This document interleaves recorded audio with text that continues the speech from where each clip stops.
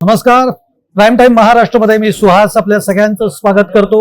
अत्यंत मोठी बातमी, ब्रेकिंग न्यूज किंवा राजकारणातला भूकंप असं देखील आपण म्हणलं तरी हरकत नाहीये. कारण तब्बल 4 वर्षानंतर म्हणजे बरोबर जून 2022 मध्ये उद्धव ठाकरेंच्या शिवसेनेमध्ये मोठा भूकंप झालेला होता. एकनाथ शिंदे बाहेर पडले, त्यांच्याबरोबर 40 आमदार बाहेर पडले आणि आता बरोबर 4 वर्षानंतर जून महिनाच आणि 2026 आज पुन्हा 6 खासदार हे उद्धव ठाकरेंच्या शिवसेनेतनं फुटलेले आहेत असं म्हणायला हरकत नाही. आता ही सूत्रांच्या आधारे जी मी माहिती देतोय, पण ही माहिती आता जवळपास कन्फर्म आहे आणि त्यामुळे हे खासदार फुटलेत.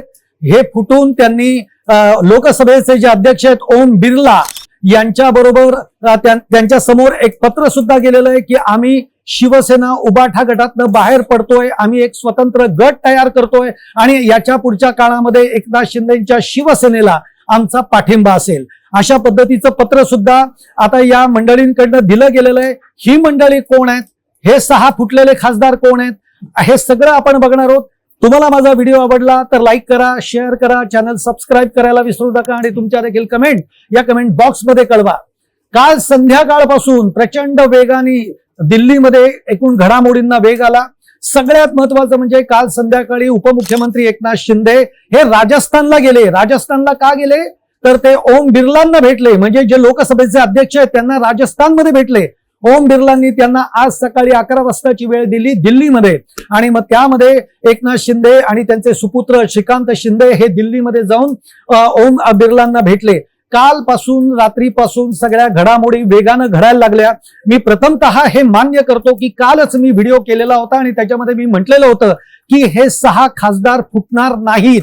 अर्थात त्याला काही आधार होते, ते आधार सुद्धा मी तुमच्या समोर सांगितले होते. पण एक लक्षात घ्या, राजकारण आहे, राजकारण प्रवाही असतं. राजकारण जसं आपण सांगू त्या दिशेनं ते चालेल असं कधीच होत नाही आणि त्यामुळे या प्रवाही राजकारणामध्ये आणि आताच्या वेगवान राजकारणामध्ये प्रत्येक मिनिटाला प्रत्येक सेकंदाला घडामोडी बदलत असतात आणि त्याप्रमाणे काल संध्याकाळपासून दिल्लीमधल्या हालचालींना वेग आला. जे खासदार उद्धव ठाकरेंनी मुंबईमध्ये ज्या बैठकीसाठी आमंत्रित केलेलं होतं, जे खासदार या बैठकीला अनुपस्थित राहिले ते ऑनलाईन उपस्थित राहिले, पण त्या बैठकीमध्ये त्यांनी हे दाखवून दिलं की आम्ही उद्धव ठाकरेंच्या बरोबर आहोत. आणि आपल्यालाही आठवत असेल 2022चा काळ तुम्ही आठवा, अगदी रात्रीपर्यंत काही आमदार हे असं म्हणत होते की उद्धव ठाकरेंना आम्ही सोडणार नाही, उद्धव ठाकरे आमच्या गळ्यातलं काय, आमचे दैवत आहेत वगैरे वगैरे. आणि तेच आमदार दुसऱ्या दिवशी गुवाहाटीला गेल्याचं आपल्याला माहिती आहे. त्यामुळे राजकारणामध्ये शेवटी निष्ठा, तत्वज्ञान, राजकीय संस्कार असं काहीही या देशामध्ये या जगामध्ये नसतं.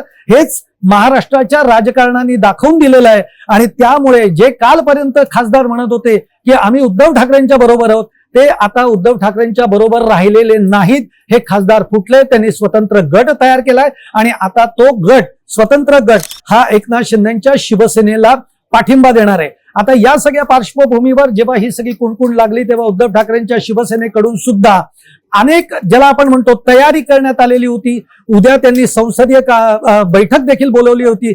आता या सगळ्या गोष्टींना काही अर्थ उरतो का? कायद्याच्या दृष्टिकोनातनं या सगळ्या फुटीकडे कसं बघावं लागतंय? कारण उद्या संसदीय बैठक आहे, त्याचा व्हीप काढलेला होता. मग आता उद्या तर हे खासदार अनुपस्थित राहणार. त्यापूर्वीच त्यांनी ओम बिर्लांकडे पत्र दिलेलं आहे की आम्ही वेगळा गट निर्माण करतोय. म्हणजे कायदेशीर दृष्टिकोनातनं, कायदेशीर चौकटीनं सुद्धा आपल्याला एका वेगळ्या नजरेतनं या सगळ्या घडामोडींकडे बघावं लागतं. पण आता ज्या गोष्टींना आता तसाही अर्थ उरलेला नाही, या मुळामध्ये या 6 लोकांनी ठरवलंय. ते 6 लोक कोण? ती 6 लोक म्हणजे संजय देशमुख म्हणजे वाशिमचे खासदार, त्याच्यानंतर संजय जाधव जे परभणीचे खासदार आहेत, नाशिक नागेश पाटील अष्टीकर जे हिंगोलीचे खासदार आहेत, संजय दिना पाटील मुंबई, ईशान्य मुंबईचे खासदार आहेत, भाऊसाहेब वागचौरे शिर्डीचे खासदार आहेत. साईबाबांची शपथ घेतली होती त्यांनी आणि ते गेले, म्हणजे साईबाबांनाही घेऊन गेले आणि स्वतःही गेले, अशा पद्धतीची एक अवस्था याच्यामध्ये आपल्याला बघायला मिळतीये. ओमराजे निंबाळकर धाराशिवचे खासदार आहेत. ओमराजे निंबाळकर असं म्हणालेले आहेत की 20 तारखेला त्यांच्या वडिलांची जी काही हत्या झाली होती त्याचा निकाल लागतो, या निकालानंतर मी माझी भूमिका स्पष्ट करीन. पण तत्पूर्वीच ओमराजेंनी बहुतेक आपलं मन बनवलेलं आहे आणि ते सुद्धा गेलेले आहेत. आता उद्धव ठाकरेंच्याकडे खासदार किती राहिले? आता लोकसभेचा विचार केला तर लोकसभेमध्ये अरविंद सावंत जे त्यांचे गटनेते होते, गटनेते राहतील, कारण आता 3 खासदार त्यांच्याकडे राहिलेत. दुसरे आहेत राजाभाऊ वाजे. राजाभाऊ वाजेंनी मात्र आपला शब्द पाळलेला आहे. राजाभाऊ वाजे बैठकीला सुद्धा जरी उपस्थित नव्हते, ते ऑनलाईन होते, पण ते पहिल्यापासून सांगत होते मी ठाकरेंच्या बरोबर आहे, आणि तो शब्द मात्र त्यांनी पाळलेला आहे. त्यानंतर अनिल देसाई हे तर अगदी उद्धव ठाकरेंच्या जवळचे आहेत, अनिल देसाई आणि अरविंद सावंत. आणि त्याचप्रमाणे राज्यसभेचे खासदार जे एकमेव आहेत संजय राऊत म्हणजे काय, आपण म्हणजे असं कायम बोललं जातं, गमतीने बोललं जातं. गमतीनं कशाला, आज सोलापूरचे एक आमदार एकनाथ शिंदेच्या शिवसेनेचे आमदार असं म्हणाले की सगळे खासदार जातील पण एक खासदार शिल्लक राहील, ते नाव म्हणजे संजय राऊत कधीही उद्धव ठाकरेंना सोडू शकत नाहीत, हे 3ही खासदार सोडू शकत नाहीत, हे देखील त्यांनी दाखवून दिलेलं आहे. पण या 6 खासदारांनी मात्र अशा निष्ठा वगैरे काही नसतात हे दाखवून दिलेलं आहे. या 6 खासदारांनी हे दाखवून दिलेलं आहे की आम्हाला लोकांनी निवडून दिलं. आम्हाला लोकांनी कशासाठी निवडून दिलं, जी एक ब्रँड आहे, जो शिवसेना ठाकरेंची शिवसेना याचा जो ब्रँड आहे, ज्या ब्रँडवर आम्ही उभे होतो, त्या ब्रँडला बघून लोकांनी आम्हाला निवडून दिलं. पण आम्ही आता तो ब्रँड विचारात घेत नाही, आम्ही निष्ठा विचारात घेत नाही, आम्ही तत्वत विचारात घेत नाही. आम्हाला वेळ आली, आमचा स्वार्थ कुठं आहे, आम्हाला तिथनं काय मिळतंय, जे जर आम्हाला काही मिळत असेल, आम्हाला जर का काही मलई मिळत असेल तर आम्ही तिकडे जायला कधीही मोकळे आहोत. अशा पद्धतीचं चित्र या महाराष्ट्रामधले आमदार असतील, खासदार असतील, यांनी या महाराष्ट्राची संस्कृती काय आहे ही दाखवून दिलेली आहे. ही संस्कृती एकच आहे. हे सगळे आमदार खासदार जे आहेत ते एक प्रकारचे बिझनेसमन आहेत. हे बिझनेसमन असे आहेत की उद्या आम्हाला ज्या कंपनीतला फायदा आहे त्या कंपनीमध्ये आम्ही जाणार, उद्या पुन्हा तिकडे आमचा तोटा झाला की पुन्हा आम्ही या कंपनीमध्ये येणार, असं म्हणायला हे सगळे मंडळी मोकळी झालेली आहेत. आणि म्हणून मी आताची ही ब्रेकिंग बातमी दिली आहे, कारण बाकीचा तपशील तुम्हाला देण्यामध्ये काही इंटरेस्ट नाही आहे. कालपासून कसं घडलं, कोण कुठे गेलं, कोण कुणाला भेटलं.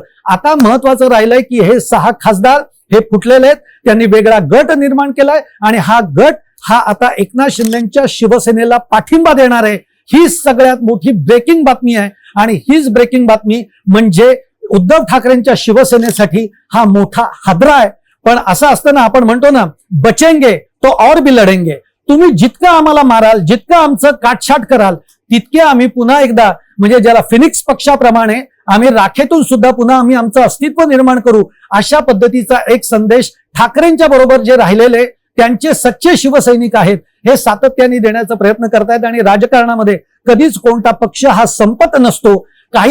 काही काळ येतो की ज्या काळामध्ये आपल्याला असं वाटतं की आज आपण थोडेसे मागे पडलेलो, आज आपण आपले आमदार सोडून गेलेत, खासदार सोडून गेलेत, पण पुन्हा एकदा त्या पक्षामध्ये नवी उभारी येते. ही नवी उभारी कधी येते हेच बघायचंय. पण उद्धव ठाकरेंना सुद्धा आणि उद्धव ठाकरेंच्या शिवसेनेला सुद्धा आत्मचिंतनाची गरज आहे. आता याच्या पुढच्या काळामध्ये दरबारी राजकारण चालणार नाही, तुम्हाला मैदानात उतरावं लागेल. हा संदेश या सगळ्यातनं आपल्याला मिळतो. तुम्हाला जर का माझा व्हिडिओ आवडला असेल तर नक्की लाईक करा, शेअर करा, चॅनल सबस्क्राईब करायला विसरू नका आणि तुमच्या देखील कमेंट या कमेंट बॉक्समध्ये जरूर कळवा.